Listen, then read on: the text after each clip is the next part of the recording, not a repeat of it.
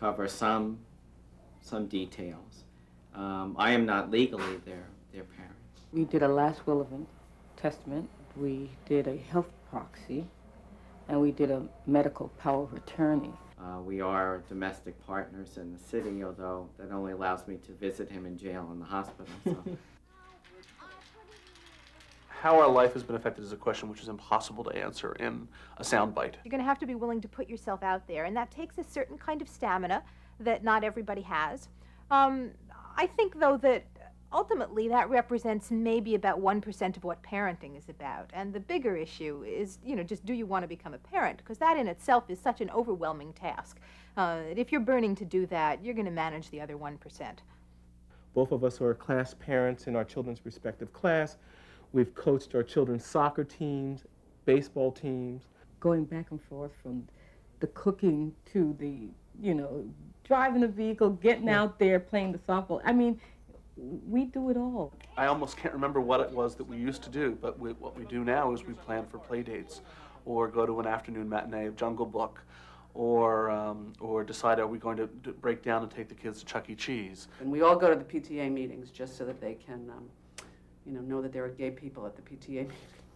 When folks see that, it puts a barge on anything that, any question about whether this is right or wrong or healthy, you know, they see strength, they see it strong. This is Quentin Crisp for In the Life. Still ahead on this edition of In the Life, we'll see clips of a new documentary now in release by filmmaker Isaac Julian that targets homophobia in the hip-hop and rap music industry. But first, we're here at New York's Schomburg Center for Research in Black Culture.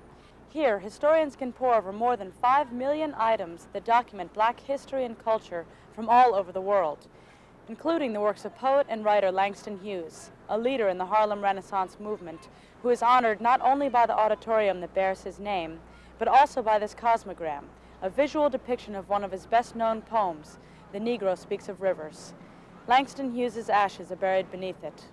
It's also here at the center where author Barbara Smith is doing research for her next book, A History of African-American Lesbians and Gays. Here we pulled Barbara and up-and-coming writer Thomas Glave momentarily away from their work. There is a wealth of archival and other kinds of materials. There's a major visual, component to the collection here at the Schomburg, but much of it has not been examined for its lesbian and gay content. So the material is there. The Beinecke collection at Yale is a major collection about black life and culture. But as I said, all of these places where the papers and the artifacts exist, almost never have they been looked at for gay and lesbian content. So we don't really know how big this universe is. Huge it is, yes. And I recall you saying at one point, too, fairly recently, as a matter of fact, that one of the problems in analyzing this information was really extracting that lesbian and gay sort of subcoding or text or whatever from the actual cultural basis there. That were these people lesbian and gay, and how can you tell? You know, going in there and getting that information. It's like being a sleuth. Yes, exactly, yeah, exactly. Going in there and really digging that out and finding that in that context. Indeed. And some of the major names that some of the major figures from the Harlem Renaissance are now known to have been involved in either homosexual or bisexual or lesbian relationships. And I think that we're just at the beginning of being able to understand the factor of sexuality in defining and in looking at black identity as a whole. So it doesn't mean that we rewrite history. What it means is that we look at it with deeper nuance. Exactly, as to how race informs that, class, sexuality, and gender. Because, for example, there has been an historical problem in locating lesbians within the context of the Harlem Renaissance and black cultural movements as well. Generally, wouldn't you say there's been sort of a yes, we're much harder to find. Yeah, exactly, yeah. I think that so much of lesbian and gay history at this point is intuitive. So the thing is that you begin to build a field, an analysis, a theoretical framework by using your intuition, reading between the lines, and then by a kind of deduction, saying, well, if so-and-so happened here, then it's quite likely that it was going on there. It's not that it's not historically accurate, it's just that you have to start somewhere. Yeah, exactly. When I saw the Glenn Carrington photographs from the 50s, I just loved them. Because, see, that's when I was growing up. I mean, they look just like people who my family knew. the dress, the demeanor, the furnishings, and what have you. But to know and to see that these were like young gay men, at a party. There was one photograph at that exhibition of a Christmas card of a black gay couple, and it was the most kind of usual kind of family Christmas card that you get made at a photographer. But there they were, it was just fabulous. I loved it. I remember that exhibition. Right, seeing those things that you wouldn't normally see. There was a lot of lesbian and gay, black lesbian and gay participation. And white lesbian and gay participation in the civil rights movement, since it was a multiracial movement. It's just that people were not doing that as being out. Openly identified as, right. Exactly, exactly. Bayard Rustin is the one figure that people often talk about.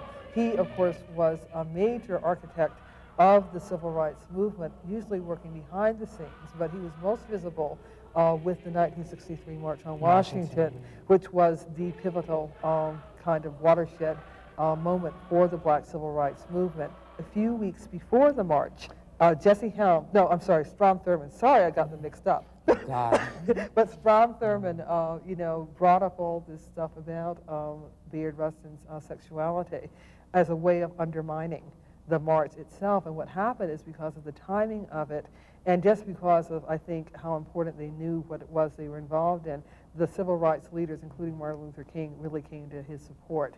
I think the further we get away from the period, the 60s, the more people live under the illusion that the way change happens is by getting a good job, or that the reason I'm at Yale is because I deserve to be there. Hello? Yes, you know what I'm saying? Getting a piece of the pie. You know what I'm saying? Yeah, I do. Because the thing is, the reason you're at Yale is because of the fact people bled and died to have your black behind be there. But we're not going to see change of the kind that we really need and want if we don't work for it.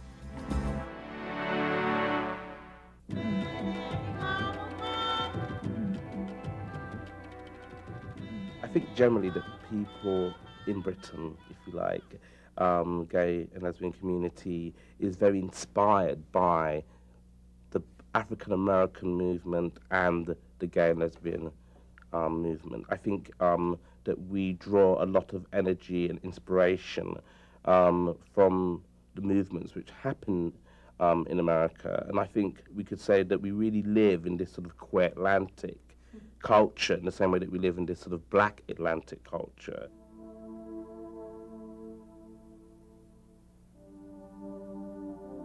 There's this notion that black culture is somehow more homophobic, that black culture is somehow more misogynist than other cultures, and that when people espouse these outrageous views, that somehow they're speaking for a community.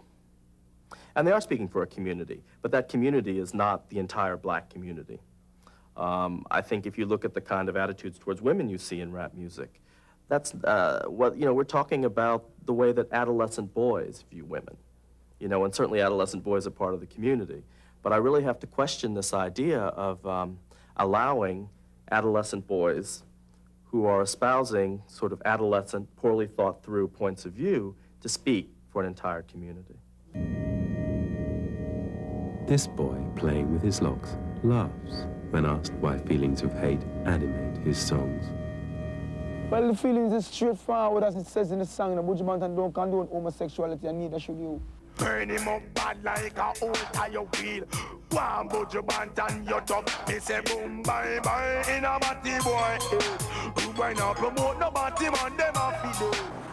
We had some trouble with some gay groups that felt that some songs we was making was directed towards the homosexual community, stuff like that. They try to say that Punk Jump Up to Get Beat Down was a gay bashing song, which it was not, Although we will sit here and tell you that we do not agree with homosexuality in any way. We don't condone it. We think it's wrong. Brand Nubian came up with a very sort of catchy song about beating up on lesbians and gay men, and I think we had to come up with a response that was equally catchy. I think that it was a song that was very popular and that was, well recognized by people, and so we used a symbol. We tried to play around with this whole symbol, this whole idea that, you ought to know when a record has certain explicit lyrics. We felt you ought to know when a record is incredibly homophobic, that we were doing a public service. Yeah, this crucial issue of homophobia, I think, has to be addressed.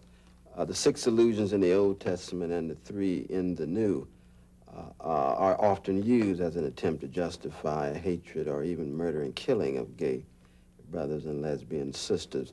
And one, the fact that Jesus himself never mentions it means that it was not as significant to him as it is seemingly to a whole host of other Christians. On the other hand, though, I think what is going on is an attempt to use or mobilize the Bible as an authority to reinforce a certain sense of what it means to be black in the latter part of the 20th century. And what it means to be black is primarily imposing certain controls and regulations over women, over gays, over lesbians, and policing those regulations. Leviticus 18, verse 22. Thou shalt not lie with mankind as with womankind. It is an abomination. If we're going to take the law, we need to take the whole law. That means to combine fabrics is against the Levitical law. To tattoo one's skin is against the Levitical law. To eat certain kinds of seafood, such as shrimp, is against the Levitical law. And so our challenge to the mainstream church is how much of this law are you going to exclude and choose to include in order to oppress people, specifically lesbian and gay people. Silence. In this language of violence, death is a silence. But death is a silence. In the cycle of violence, death is a silence. I wrote a song called The Language of Violence, and within the song it details a group of kids who beat up someone because they are accusing this person of being gay. And what happens in the story is one of the kids ends up going to jail and is the victim of rape in the prison. The names that they were taunting with: faggot, sissy, punk, queen, queer. Although he never had sex in his 15 years. When they harassed him, it was for a reason. When they provoked him, it became open season. The song was not specifically written as a statement on homophobia. It was written as a statement on the use of language to degrade people to the point where when we inflict violence against them, we are not hurting a human being, but an inanimate object. And so, while it is talking about homophobia, you could replace any victim in there, somebody who's black, somebody who's Asian, somebody who's a woman, and still have the same effect. And I think that that's the importance of the song, and I think that that's the importance of speaking out on homophobia. Death is a silence. In the cycle of violence, death is a silence.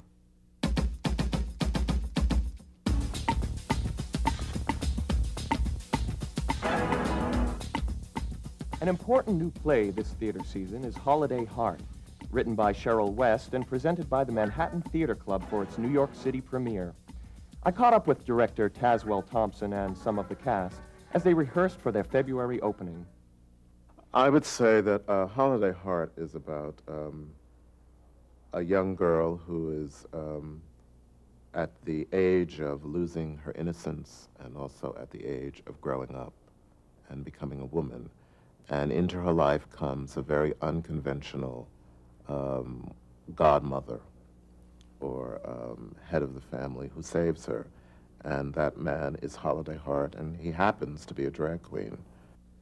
Because you see, baby, your holiday ain't never been what you call regular. Like you ain't got many friends. I ain't have now one.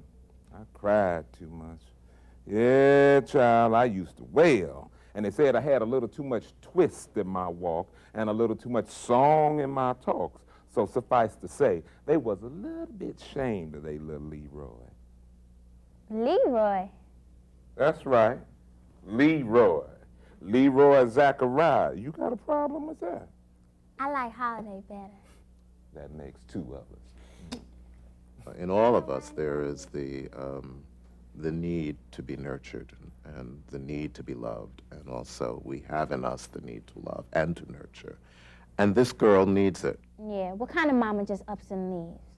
She's a child, and she could very easily slip into a terrible world of drugs herself, or just, you know, not complete her education, and just there's no one looking out for her. So this man steps into